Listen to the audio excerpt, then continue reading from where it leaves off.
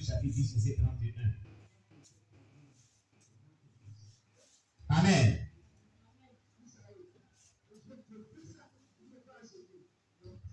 Hébreux chapitre 1, verset 3 nous dit ceci. Où furieux-vous si la mort vous trouve nu? Il n'existe aucun refuge pour vous protéger de la présence de Dieu et de sa colère. Pouvez-vous supporter la pensée d'être damné par Jésus-Christ de Nazareth lui-même?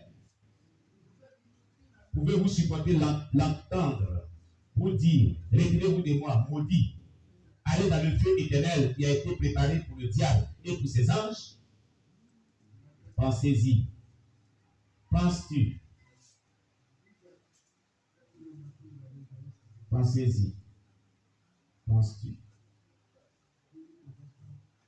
Tu es averti. Parce que c'est référent biblique. Je reprends bien. Hébreux chapitre 1, verset 3. Hébreux chapitre 10, verset 31. Où furieux-vous si la mort vous trouve nu? Il n'existe aucun refuge pour vous protéger de la présence de Dieu et de sa colère. Pouvez-vous supporter la pensée d'être damné par Jésus-Christ de Nazareth lui-même? Pouvez-vous supporter d'entendre vous dire, retirez-vous de moi, maudit, allez dans le feu éternel qui a été préparé pour le diable et pour ses anges? Alléluia. Ce n'est pas la référence. Hein? Voilà. Mais je lis ce qui a été dit. Amen. Alléluia. Nous allons prendre donc Hébreux 1, verset 3 maintenant. Amen.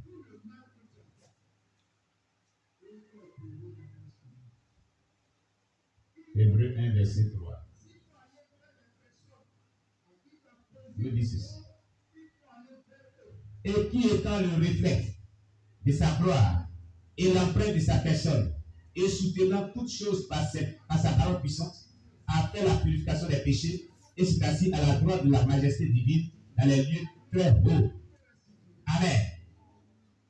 On parle de Jésus-Christ de Nazareth. Alléluia.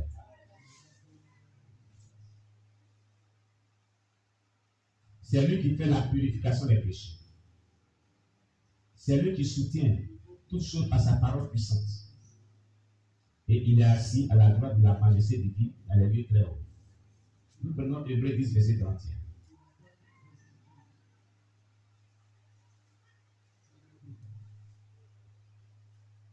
La Bible dit, c'est plus chose terrible que de tomber entre les mains du Dieu vivant.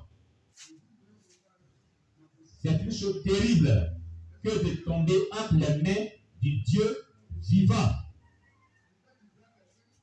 Si tu tombes dans la main du diable, on peut prier Dieu pour qu'il te délivre. Mais si tu tombes dans lui, mais sa propre main, on va prier qui? Pour qu'il te délivre. Hein?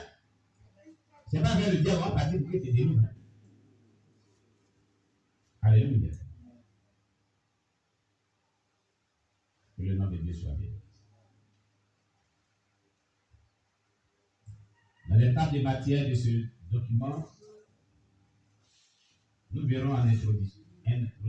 Nous verrons des anges sont retenus. Nous verrons le regret n'est pas divin. L'antichrist est parmi nous. Un domaine foncier est promis. Tu n'as peut-être pas une maison. Un bon caractère est payant. Pour avoir un bon caractère, il faut payer le prix.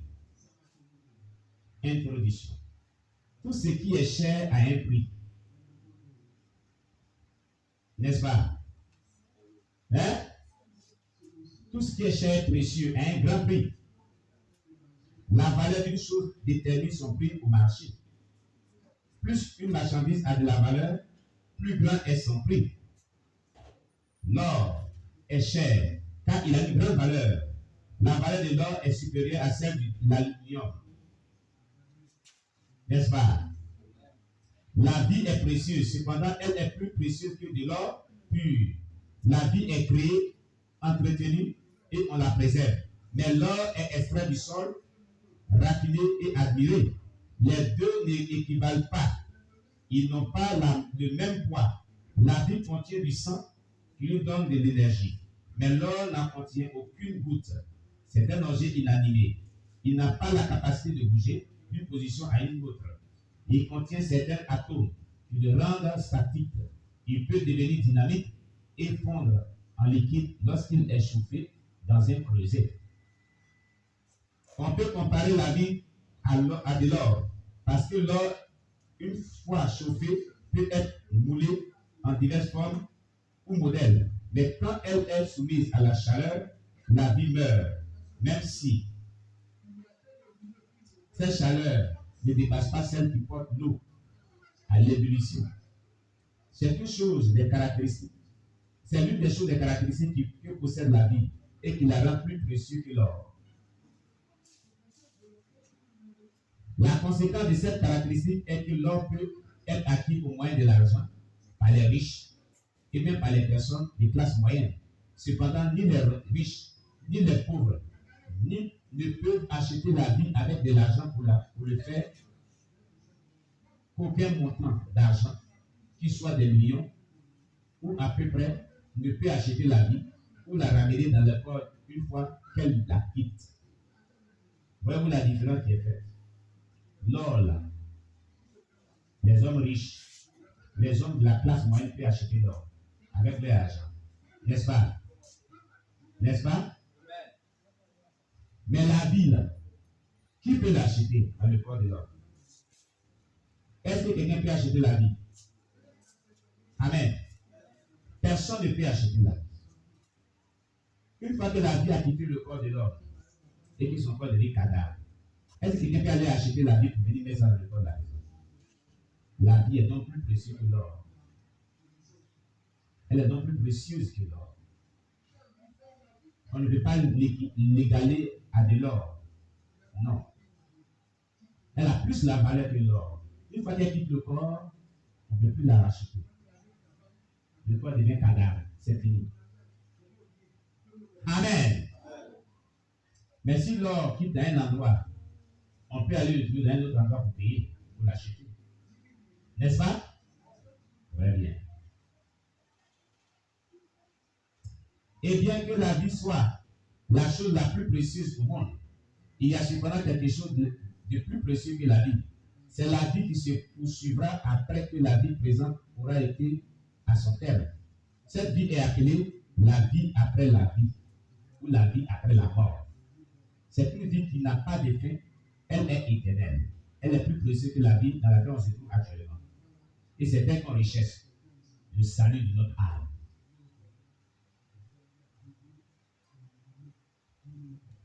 Qui cherche vraiment le salut de son âme?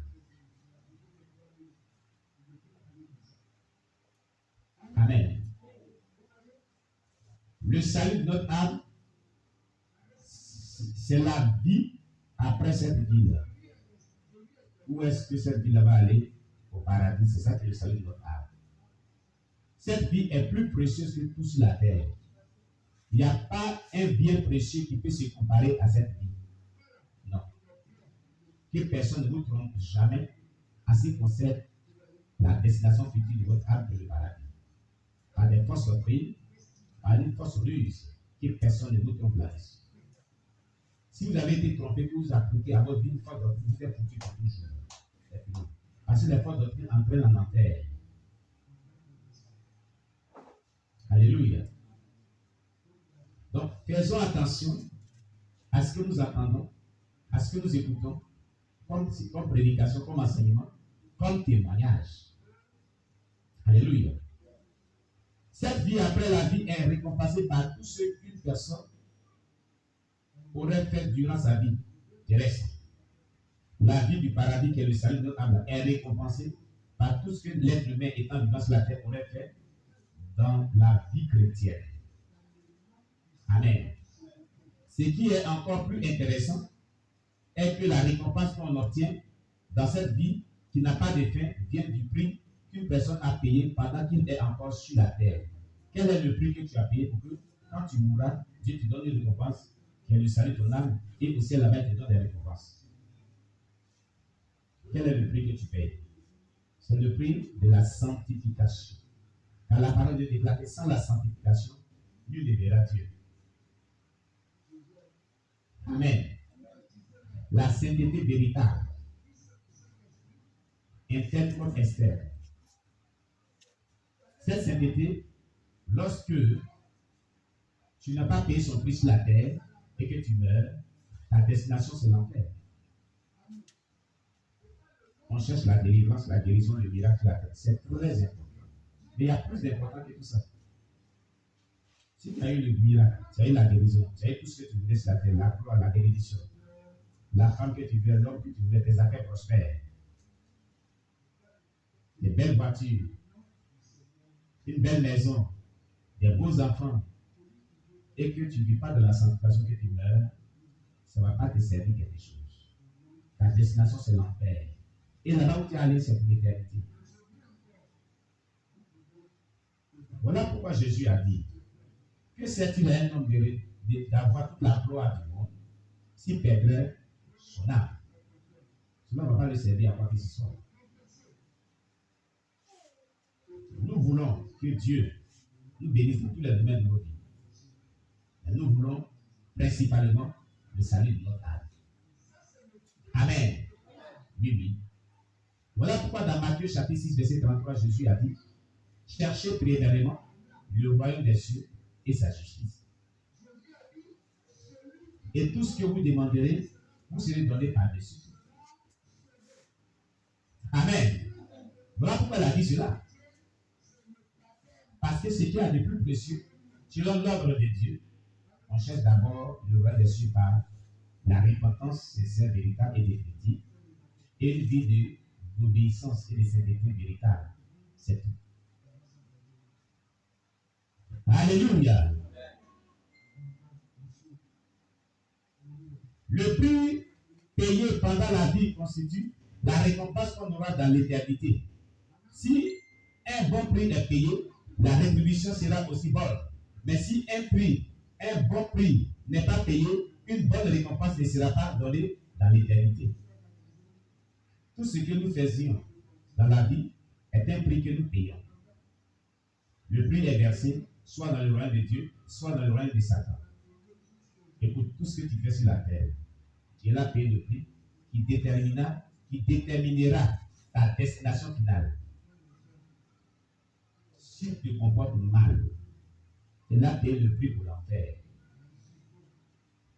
Si tu ne te répands pas, que tu demeures dans le mal, dans le péché, dans la rancœur, le fait que tu ne pardonnes pas ton prochain aussi, c'est un péché.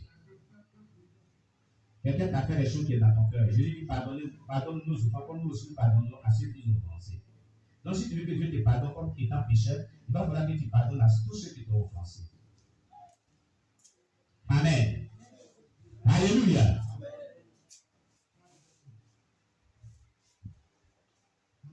Ton prix que tu paies sur la terre, si cela consiste à faire du bien à tous ceux avec qui tu vis, à tous tes correspondants, tes chemins que tu ne connais pas, tu leur fais du bien, tu leur fais du bien, tu leur fais du bien, tu leur fais du bien. Tu es en train de payer le prix pour le paradis. Mais tu peux faire du bien sur la terre. Si tu n'acceptes pas Jésus-Christ, tu ne rentreras pas au paradis. Un jour, j'étais allé tirer, en ce moment, je n'avais pas des appareils, il n'y avait rien ici. Il n'y avait pas d'imprimante, donc je tirais les documents de témoignage dans le point de traitement de tests à Cocodile. Le quartier Cocodile. Je suis allé tirer là-bas, j'ai parlé de Jésus-Christ, j'ai parlé des témoignages, j'ai parlé vraiment du ciel et de l'enfer. Et que si quelqu'un n'avait pas Jésus-Christ, la personne ne pouvait pas aller au ciel. Et un monsieur était assis là. Il n'est pas d'accord. Que lui, sa grand-mère, était tellement bon, gentil. Même quand on lui faisait du mal, elle faisait du bien. Et elle est décédée. Est-ce qu'elle va aller en enfer? Est-ce qu'elle était bon? Je lui ai demandé, est-ce que quand elle est morte, avant de mourir, elle a accepté Jésus? Il dit non. Il lui a dit, elle ira en enfer. Parce que la parole de Dieu dit, Jésus dit de lui-même: je suis le chemin, la vérité et la vie. Nul ne vient au Père que par moi. Le Père se trouve dans le paradis. Si tu veux venir au Père que par lui, si tu veux venir au Père, il faut passer par Jésus-Christ. Et la Bible, il n'y a aucun salut quelque part d'autre, si ce n'est que dans le nom du Seigneur Jésus-Christ, par un nom qui a été donné sur la terre, dans le ciel, sur la terre, et ce nom c'est Jésus-Christ. C'est ce que la Bible dit. Donc une personne aura fait du bien, comme il veut. Il aura fait même une fondation, des vœux. Regardez de nos jours, les francs-maçons, ils ont fait des sacrifices, ils ont fait du mal, ils ont tué, ils ont fait vraiment des pratiques démoniaques. Ils ont amassé avec cela la bénédiction satanique. Elle est tellement beaucoup. Mais quand ils sont là, les conscients les bras, ils disent non, j'ai créé une fondation qui va aider les pauvres. Il va aider les orphelins. Une manière de se soulager. Peut-être que quand il y a des actions, il va me pardonner. Voilà pourquoi il y a eu très des choses. Ils font des dons à des fondations. C'est pour ça. Parce qu'ils ont tellement fait le mal que les conscients les bras, ils disent en tenant quand même le bien aux pauvres, aux déshérités, aux